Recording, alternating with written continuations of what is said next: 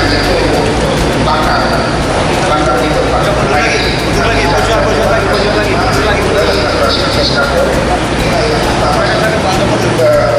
benar sekarang saya tidak menggunakan tangkis jadi tangkis itu apa cara dari itu kan masuk ke atas kita apa di lapangan itu ternyata apa dan pengeluaran dia apa itu dibuat ini yang sementara prosesnya kita menggunakan genset sampai ini saya pikirkan PLT itu 2 kali lebih nanti karena pakai pakai diesel dan sangat mahal biayanya jadi pakai PLT itu nanti kita untuk ganti PLT yang ini adalah crossnya nanti kita masukin lagi ke bumbu baru kita dapat balok 5 itu ya mundur lagi. ya jalan ya ini siapa semua ini namanya pasien jadi pasien 5 ini udah randomize ya bikin pasien respon dan kan dari skop itu jadi kita semester kalau sebelum semester Pak dari tapi kalau kualitas ini sangat apa saya nggak tahu tapi kalau karena kebanyakan Ikuti komandan pas tampres itu Pak. Ikuti komandan. ini proses pencetakan itu ya ada ketolnya Pak untuk dari yang besar-besar kita ambil di sini. Nah, di sana ada pasteurizer Pak. Kalau keluar dari pasteurizer Pak bisa menjadi 49 Pak. Jadi 99 Pak. Kemudian sangat-sangat ini karena kita raw material kita sangat bagus jadi kita bisa Pak. Kita bandingkan misalnya China Pak ya. China dia punya kandungannya selnya cuma 20% kan. Tapi dia kan atur Pak. Masih orang jalan. Proses pencetakan saya itu kurang lebih 3 belajar jadi saya terus nanti kalau kita keluar dari kantor kita itu keluar kantornya kan ada di belakang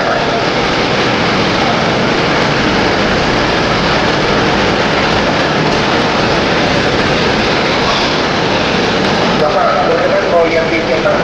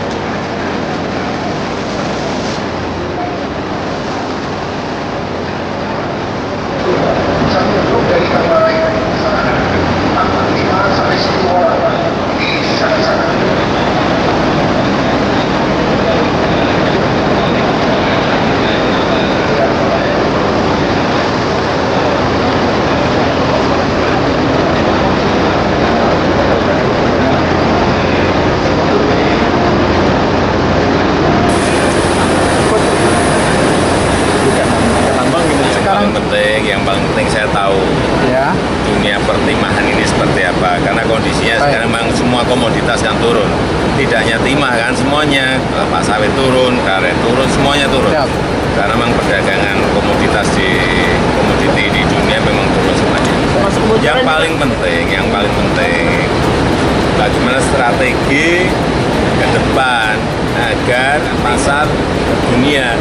Karena apa? Dari tadi yang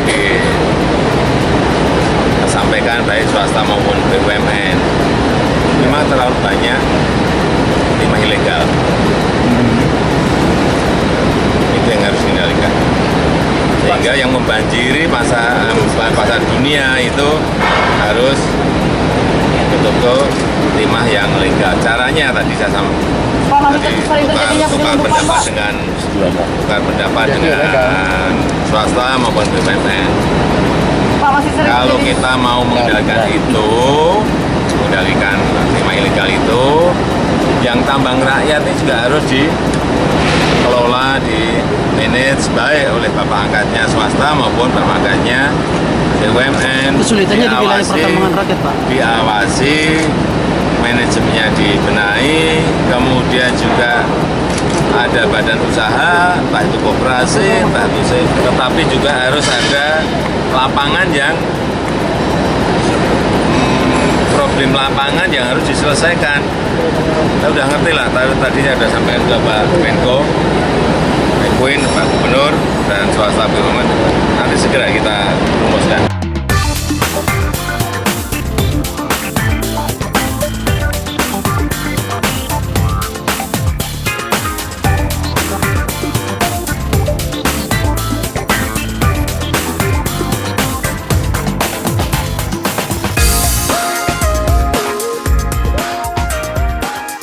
Lagi karena produksi kita kan memang udah kualitas dunia, dan malahan kualitas kita udah melebihin dari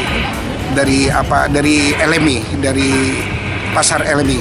Pasar LME aja kan cuma 99,85, sedangkan kita diharuskan oleh pemerintah Indonesia 99,9300 ppm. Jadi nggak ada masalah sama sekali kalau kita berkompetisi dengan dunia. Nah ya itu pasti kan pro pemerintah, tapi kita sebagai pengusaha memang banyak aturan yang tapi kita kan harus, karena kita mendukung pemerintahan, kita harus menyesuaikan apa yang dibikin peraturan itu. Saya nggak jelas yang lain bagaimana, tapi saya karena saya udah bursa, itu Permindak tidak ada pengaruh untuk saya, karena saya anggota bursa. Tapi kalau yang lain saya terus terang saya nggak tahu bagaimana, tapi untuk saya nggak ada pengaruh sama sekali. Yang pengaruh bagi saya bukan Permendak, yang pengaruh bagi saya itulah harga dunia yang turun itu. Tapi kan bukan ini kesalahan dari pemerintah, ini kan semuanya dunia, semua pengusaha kan nggak ada yang sukses. Itu ada yang sukses, ada yang tidak, itu jadi dari masing-masing pengusaha tersebut gitu. Jadi nggak ada, itu bukan jaminan pengusaha itu kalau berusaha itu akan sukses. Sama juga kita jadi pegawai pun tidak semua pegawai itu menjadi pimpinan.